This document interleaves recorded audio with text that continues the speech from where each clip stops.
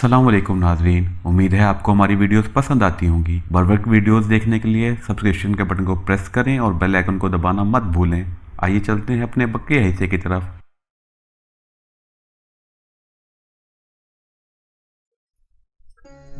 बहरहाल अब हम कर्नल मॉर्गन के अंडर नहीं बल्कि कर्नल रोडस के अंडर काम करेंगे, एंटोनियो ने एक तवील सांस लेते हुए कहा। हाँ, टेरेसा ने भी जवाब दिया। क्या तुम्हारी कर्नल रोडस से बात हुई है? एंटोनियो ने पूछा। हाँ, कर्नल रोडस ने खुद फ़ोन किया था। इसने मुझे और तुम्हें पैगाम दिया है कि हम मुसलसल इसी मिशन पर काम करेंगे और पाकिस्तानी एजेंट और इसके साथियों को ट्रेस करके इन्हें हर हाल में इनके आखिरी अंजाम तक पहुंचाने की कोशिश करेंगे और किसी अहम वाक़ये की फौरी रिपोर्ट इसे भी देंगे।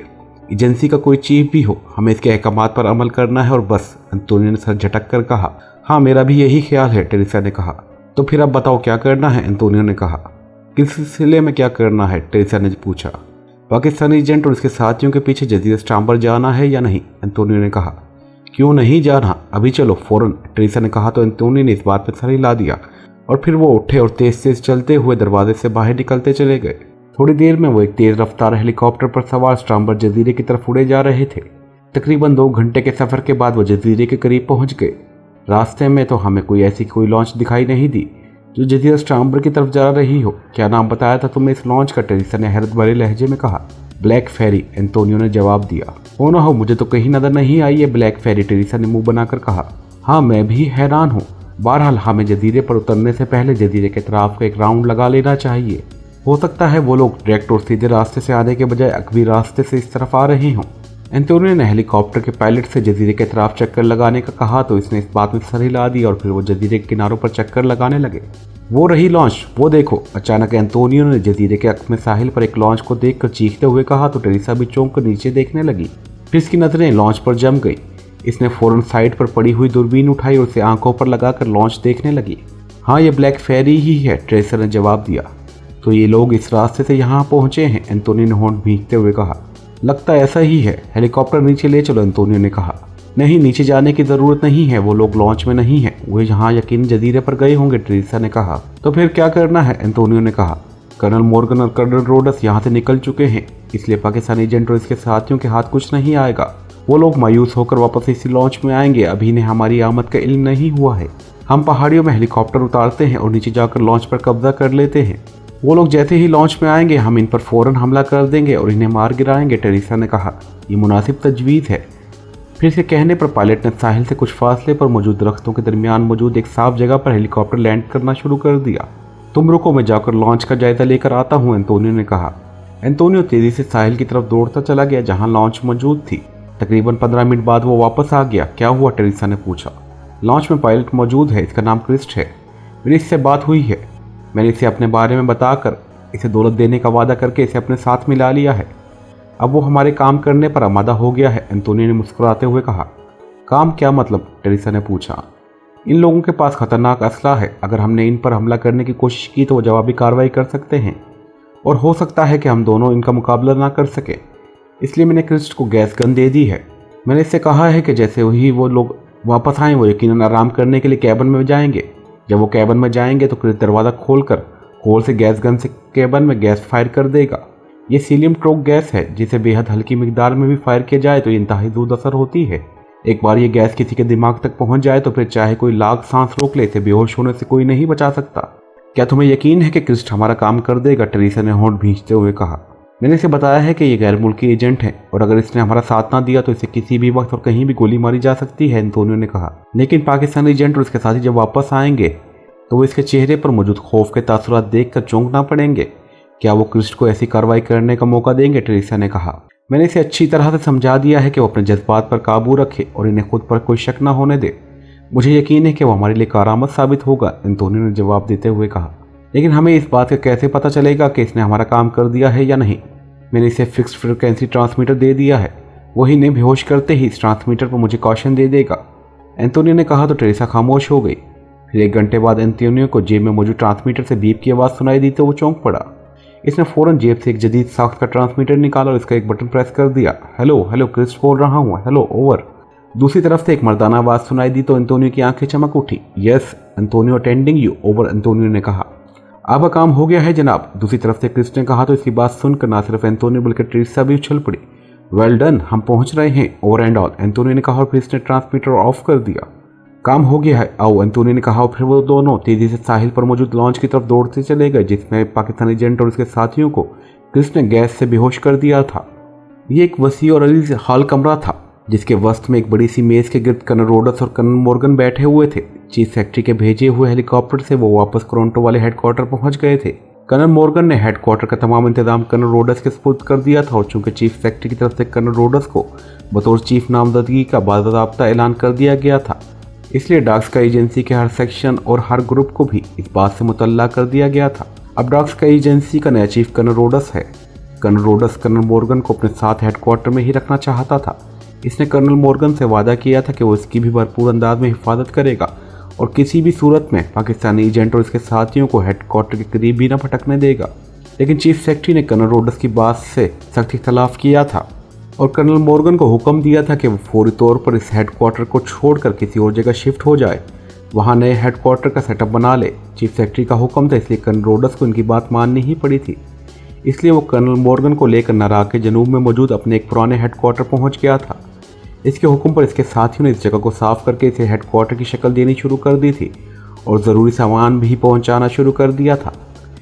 ये इमारत भी ज़ेर ज़मीन थी, इसलिए कर्नल मॉर्गन पूरी तरह मुतमईन था कि पाकिस्तानी एजेंट और इसके साथी इस जगह नहीं पहुंच सकेंगे और वह यहाँ इनसे महफूज रहेगा। ये टेरेसा और एंटोनियो क्या कर रहे हैं? इन्हें अभी इतला नहीं दी गई कि पाकिस्तानी एजेंटों को क्या हुआ है। कर्नल रोडस ने अचानक ख्याल आने पर चौंकते हुए कहा, तुमने टेरेसा को कॉल करके अपने चीफ होने के बारे में बताया था, तो क्या इनसे रिपोर्ट नहीं ली थी? कर्नल मॉर्गन ने चौंकते हुए कहा, नहीं, मुझे मुताबिक जगह कॉल्स करनी थी, इसलिए मेरी टेरेसा से दोबारा बात नहीं हुई। कर्नल रोडस ने कहा, तो अब कर लो इसे कॉल और पूछो इससे। कर्नल मॉर्गन ने कहा, हाँ मैं करता हूँ, कर्नल रोडस ने कहा और उसने जेब से जदीद साख्त का ट्रांसमीटर निकाला और इसे ऑन करके इस पर एक फ्रिक्वेंसी एडजस्ट करने लगा। फ्रिक्वेंसी एडजस्ट करने के बाद इसने दूसरी तरफ मुसलसल कॉल देनी शुरू कर दी।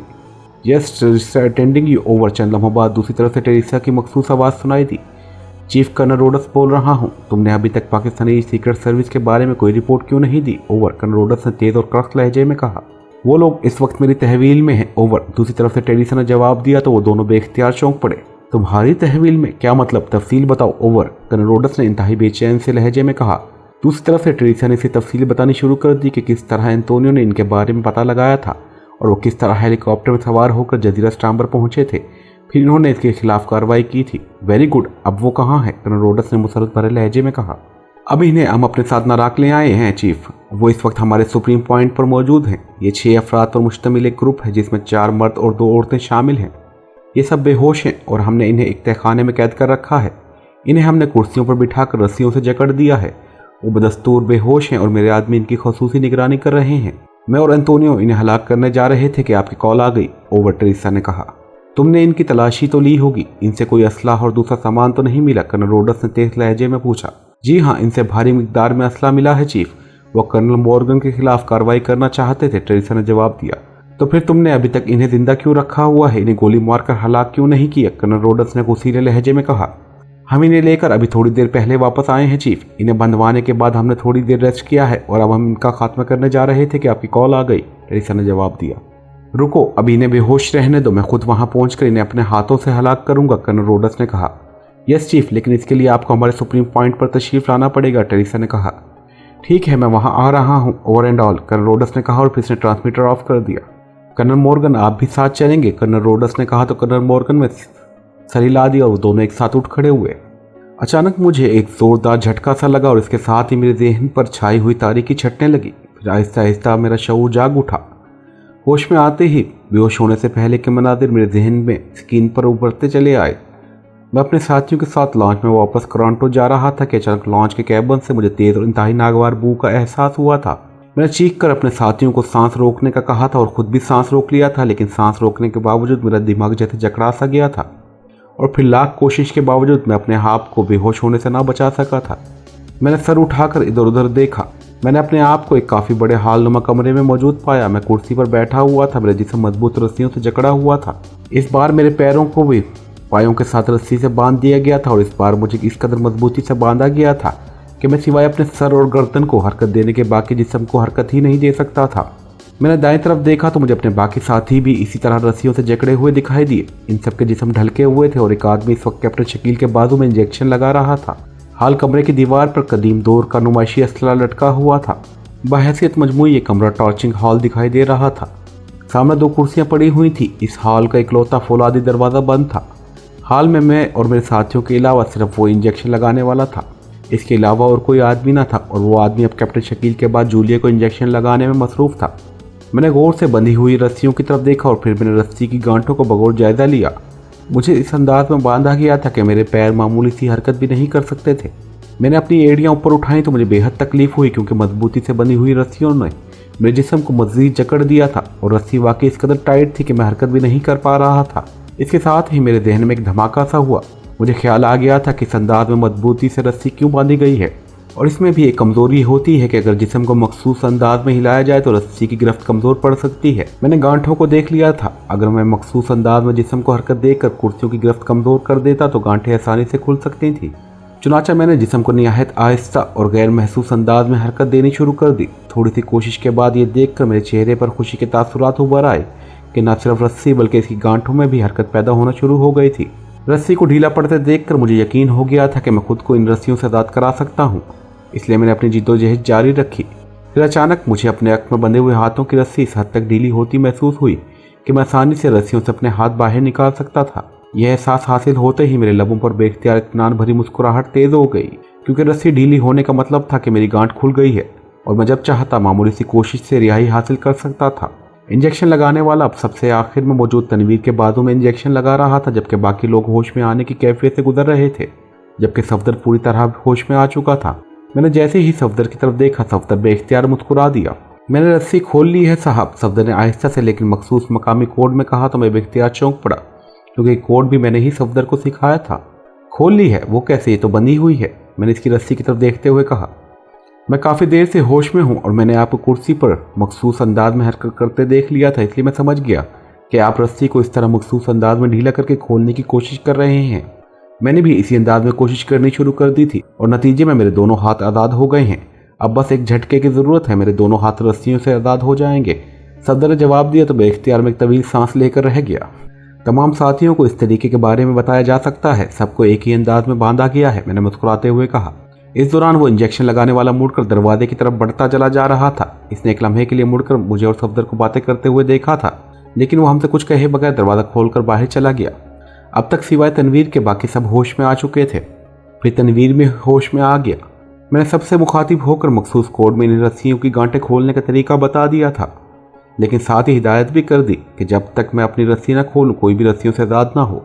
इसकी वजह जूलिया ने पाकिस्तानी ज़बान में कहा, क्योंकि ये मखसूस कोड जो दरअसल पाकिस्तान की एक मकामी बोली की बुनियाद पर बनाया गया था, इससे ना बोला जा सकता था क्योंकि बहरहाल वो गैर मुल्की थी और इसका बोली का मखसूस लहजा इसके गले से निकलता ही नहीं था। इसलिए कि मैं देखना चाहता हूँ कि हमें बेहोश करके यहाँ लाने की क्या वजह है। मैंने भी इस बार मुस्कुराते हुए पाकिस्तानी ज़बान में ही जवाब दिया था। इसका मतलब है कि हम एक बार फिर डार्क स्काई एजेंसी की तहवील में है, कैप्टन शकील ने कहा। हो सकता है कि हम एक बार फिर टेरिसा और एंटोनियो की कैद में हों, सालिया ने कहा। ऐसा हुआ तो ये लीडर की गलती होगी, इन्होंने जानबूझकर इन दोनों को जिंदा छोड़ दिया था, तनवीर ने मुंह बनाकर कहा। अगर मैं इन्हें जिंदा न छोड़ता तो डार्क स्काई एजेंसी का कोई दूसरा ग्रुप हमारे मुकाबले पर आ जाता और तब भी हम यहाँ पर ही होते, मैंने कहा। लेकिन हमारे खिलाफ ये कार्रवाई किसने की? अगर हम टेरिसा और एंटोनियो कैद में हैं तो वो लॉन्च तक कैसे पहुंचे? कैप्टन शकील ने सोचने वाले अंदाज में कहा। हो सकता है कि इन्होंने इस बात का पता करा लिया हो कि हमने लॉन्च हायर की है और इस लॉन्च पर जजीरत शाम जा रहे हैं। वो यकीनन हेलीकॉप्टर में हमारे पीछे आए होंगे। रास्ते में तो हम इन्हें मिले ही नहीं थे।